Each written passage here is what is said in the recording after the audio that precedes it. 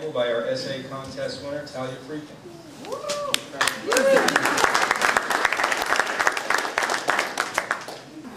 We, the people of the United States, in order to form a more perfect union, establish justice, ensure domestic tranquility, provide for the common defense, promote the general welfare, and secure the blessings of liberty to ourselves and our posterity, do ordain and establish this Constitution for the United States of America.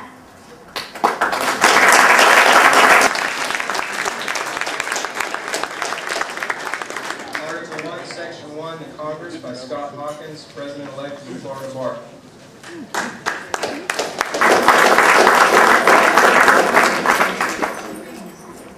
Article 1, Section 1, the Congress.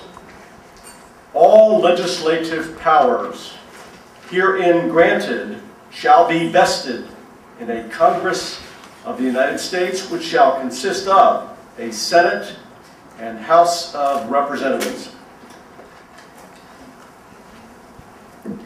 Harvey Oyer, Shetson Bowen, Adjunct Professor of Law, FAU Honors College. Article 1, Section 2, the House of Representatives. The House of Representatives shall be composed of members chosen every second year by the people of the several states.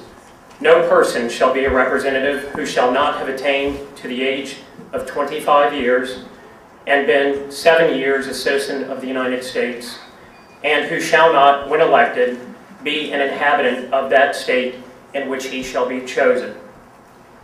The House of Representatives shall choose their Speaker and other officers and shall have the sole power of impeachment. Article 1, Section 3, Tommy McCabe.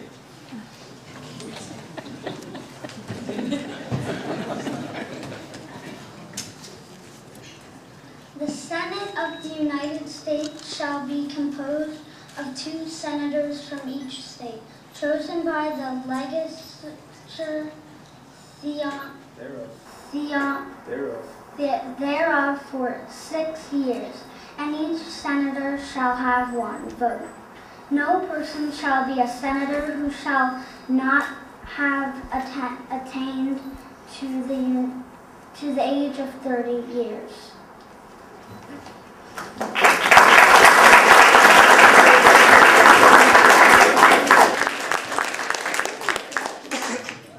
Dr. Michelle Briscoe, government teacher at Suncoast High School. Article 1, Section 7, the passage of bills.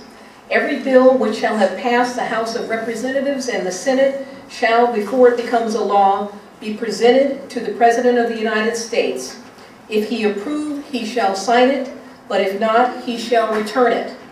If after such reconsideration 2/3 of that House shall agree to pass the bill, then it shall be sent to the other House, by which it shall likewise be reconsidered, and if approved by 2/3 of that House, it shall become a law. Special Agent Lisa Klitz, Internal Revenue Service. Article 1, Section 8, Powers of Congress. The Congress shall have power to lay and collect taxes, duties, imposts, and excises, to pay the debts, and provide for the common defense and general welfare of the United States, to borrow money on the credit of the United States, and to regulate commerce with foreign nations and among the several states and with the Indian tribes. She thought she was going to get booed when she read that.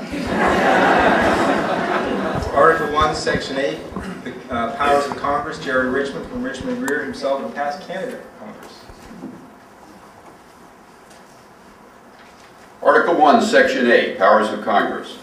The Congress shall have power to establish a uniform rule of naturalization and uniform laws on the subject of bankruptcies throughout the United States, to coin money, regulate the value thereof in a foreign coin, and fix the standards of weights and measures, to provide for the punishment of counterfeiting, the securities and current coin of the United States, to establish post offices and post roads, and to promote the progress of science and useful arts by securing for limited times to authors and inventors the exclusive right to their respective writings and discoveries.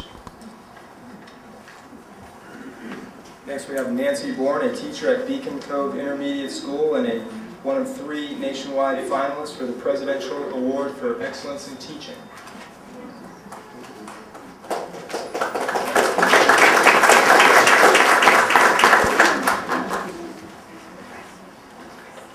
The Congress shall have power to make all laws which shall be necessary and proper for carrying into execution the foregoing powers and all other powers vested by this Constitution in the government of the United States or in any department or officer thereof. Kelly Regan, Vice President of the Federal Bar Association. Article 1, Section 8, Powers of Congress. The Congress shall have power to constitute tribunals inferior to the Supreme Court, to define and punish piracies and felonies committed on the high seas, and offenses against the law of nations, to declare war, and to raise and support armies. Wendy Link with Ackerman, Lincoln, Sartori, President of the Forum Club of the Palm Beaches. Article 1, Section 9. The privilege of the writ of habeas corpus shall not be suspended unless, when in cases of rebellion or invasion, the public safety may require it. No bill of attainder or ex post facto law shall be passed. No money shall be drawn from the Treasury, but in consequence of appropriations made by law, and a regular statement and account of receipts and expenditures of all public money shall be published from time to time. No title of nobility shall be granted by the United States. Michael McCullough, State Attorney for the 15th Judicial Circuit. I like a clap. Article 2, Section 1, Executive Branch. The executive power shall be vested in the President of the United States of America. He shall hold his office during a term of 4 years. No person except a natural-born citizen or a citizen of the United States at the time of the adoption of this Constitution shall be eligible to the office of President. Neither shall any person be eligible to that office who shall not have attained to the age of 35 years and been 14 years a resident within the United States. Before he enter on the execution of his office, he shall take the following oath or affirmation. Brian, do not raise your hand. I do solemnly swear or affirm that I will faithfully execute the office of President of the United States and will, to the best of my ability, preserve, protect, and defend the Constitution of the United States. If I did swear you in, I would get it right. I don't know if the last time. Next we have Commander James Bowman of the United States Navy.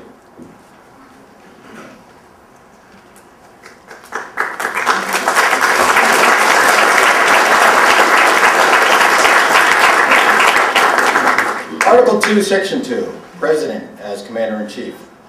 The President shall be Commander-in-Chief of the Army and Navy of the United States and of the militia of the several states. He shall have the power, by and with the advice and consent of the Senate, to make treaties, provided 2/3 of the senators present concur. And just a brief disclaimer, we didn't forget our brothers in the Marine Corps who fall under the Department of the Navy, as well as the Air Force and the Coast Guard who came along after the initial raid.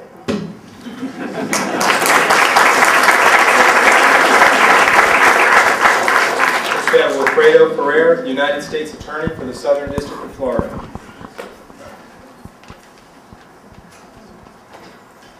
Article 2, Section 2, the powers of the President.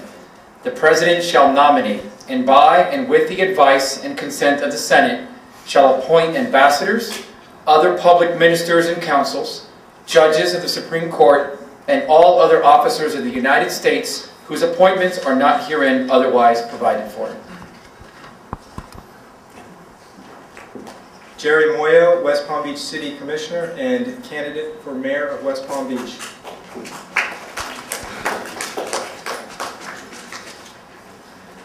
Article 2, Section 3, State of the Union. The President shall, from time to time, give to the Congress information of the state of the Union and recommend to their consideration such measures as he or she shall judge necessary and expedient.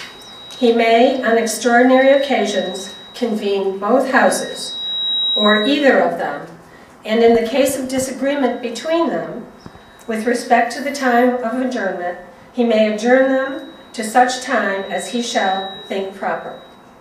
He shall receive ambassadors and other public ministries. He shall take care that the laws be faithfully executed. I noticed that the Commissioner amended the Constitution, but women are allowed to run for president, so we should pass that amendment now. Next, Patricia LeBeau, Broad and Cassell.